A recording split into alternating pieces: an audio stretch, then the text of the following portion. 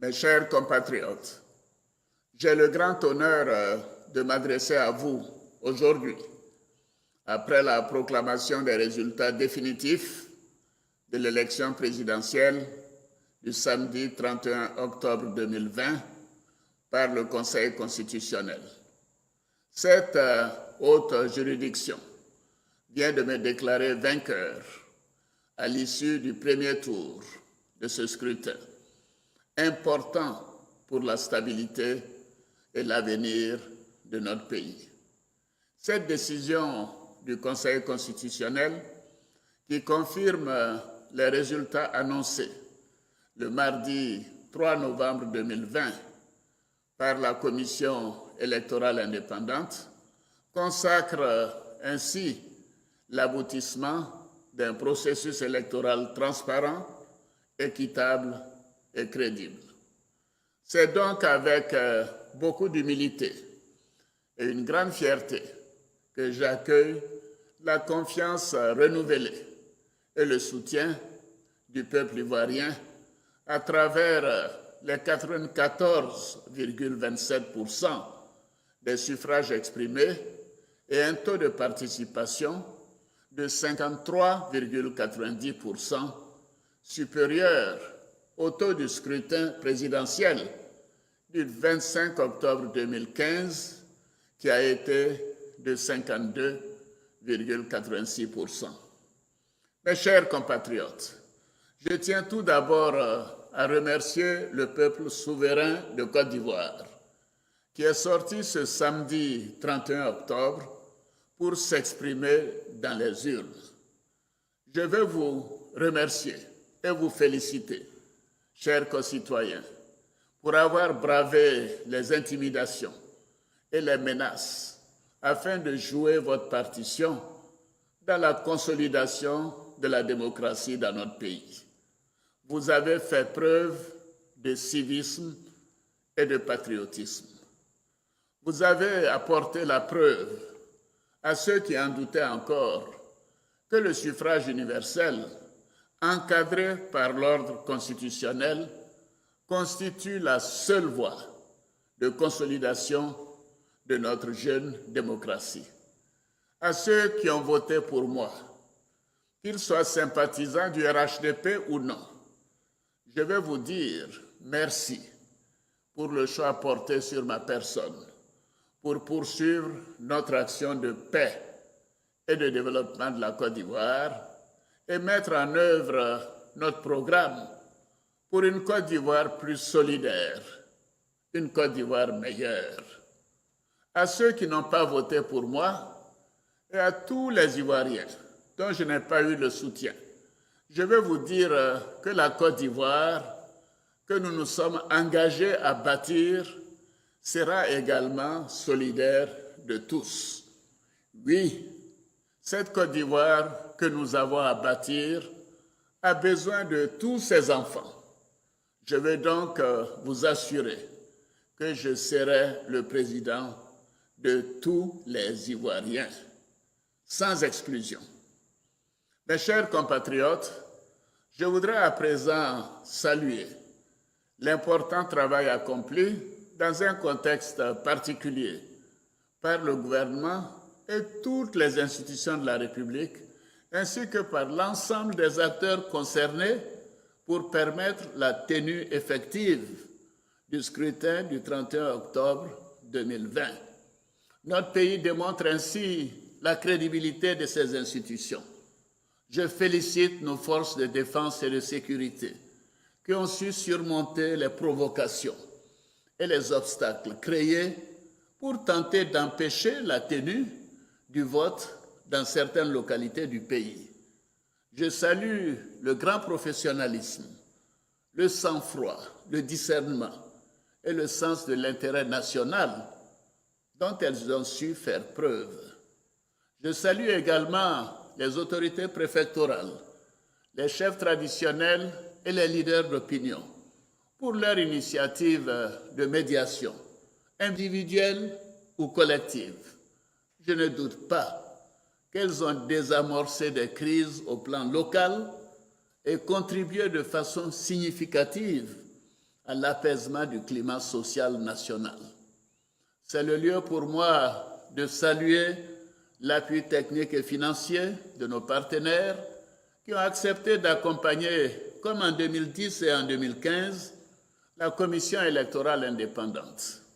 Il s'agit notamment du système des Nations Unies à travers le PNUD, de l'Union africaine, de l'Union européenne, de l'Organisation internationale de la francophonie, de la CEDEAO, de la CENSAD, du Conseil de l'Entente. Ce sont aussi la France, les États-Unis d'Amérique, la Grande-Bretagne, la Chine, le Japon, l'Allemagne, la Suisse et la Turquie. Je remercie les organisations non gouvernementales, nationales et internationales pour leur contribution. À ce stade de mon propos, je voudrais féliciter M. Kwadwo Konan-Bertin, l'un des candidats à cette élection présidentielle, pour son courage, son esprit d'ouverture et son attachement à la paix et à l'expression d'une démocratie vivante dans notre pays. Je salue son attitude républicaine suite à l'annonce des résultats de l'élection présidentielle par les institutions compétentes de notre pays. Il montre ainsi sa confiance dans nos institutions, mais plus encore dans le peuple ivoirien. En effet, la démocratie repose sur le respect des lois et le respect des décisions des institutions.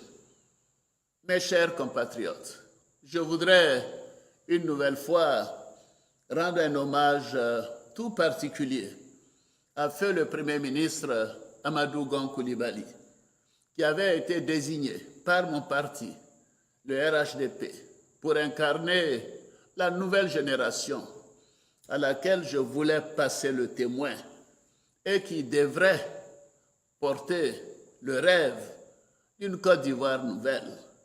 Il y a travaillé jusqu'au bout de ses forces. Je renouvelle mes pensées affectueuses à l'endroit de la grande famille Gon Coulibaly et je dédie cette victoire à la mémoire du Premier ministre Amadou Gon Coulibaly.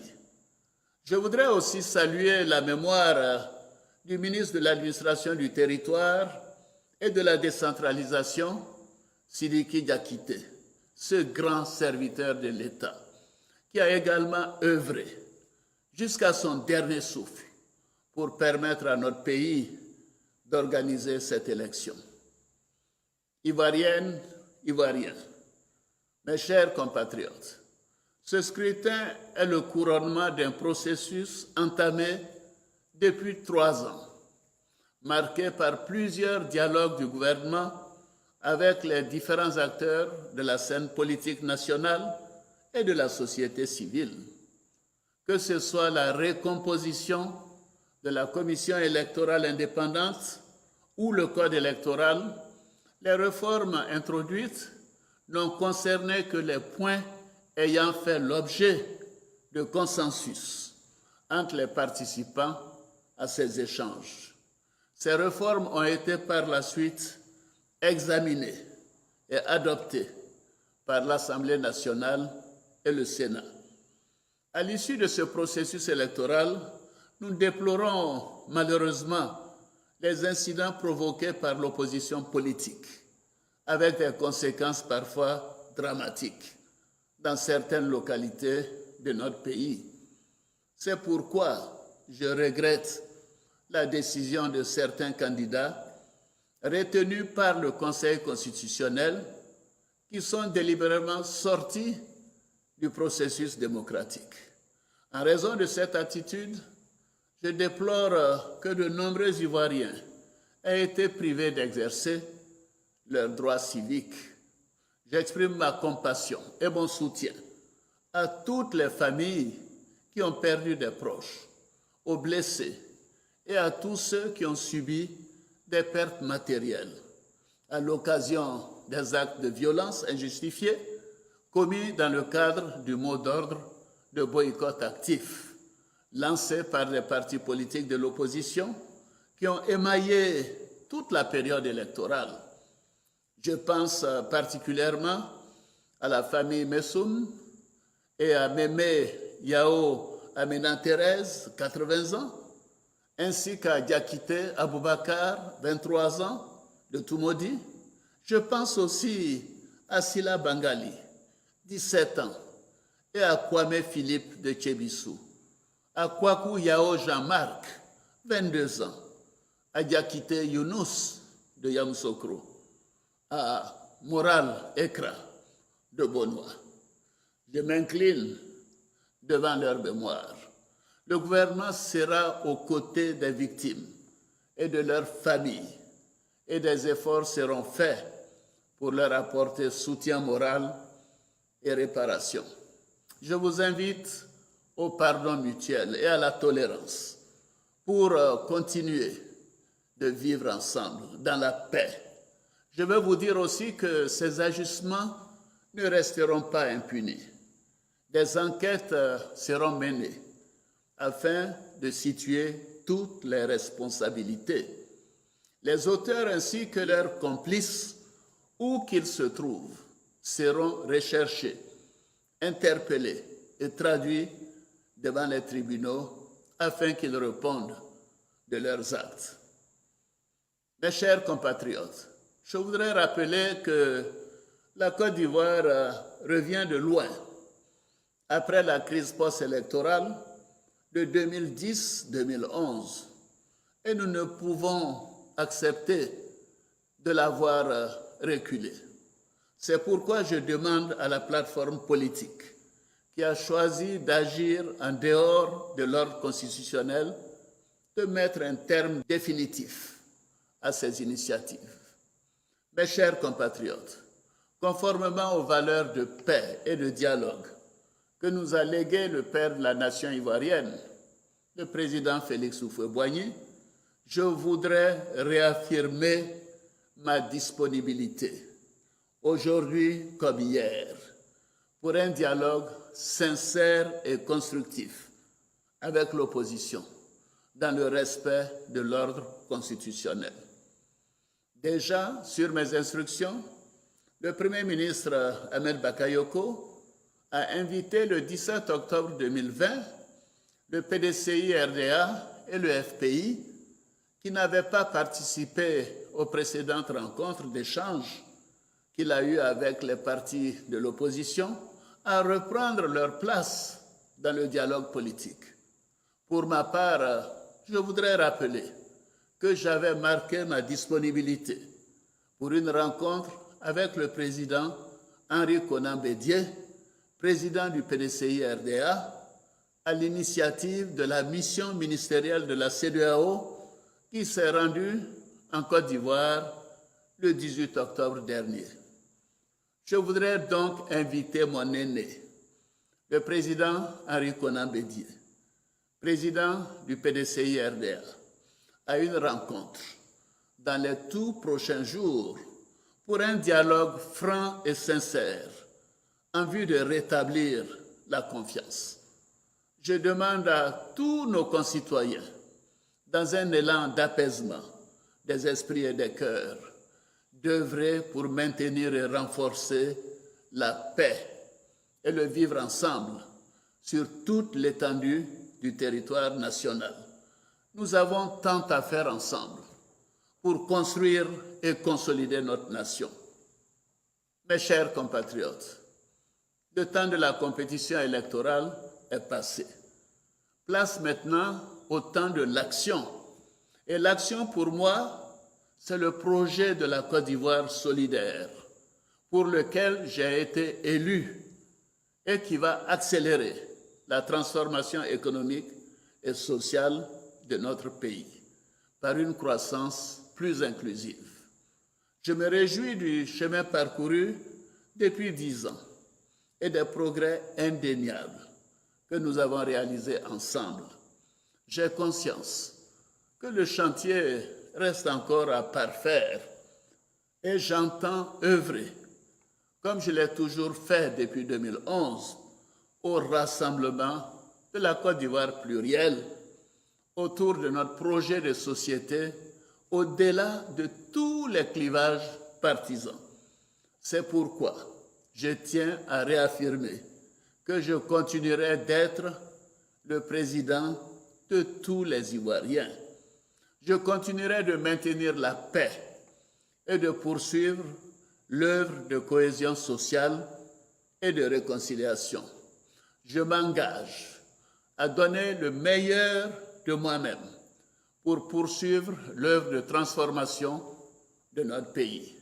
Je continuerai de travailler sans relâche pour une Côte d'Ivoire de prospérité partagée et de solidarité.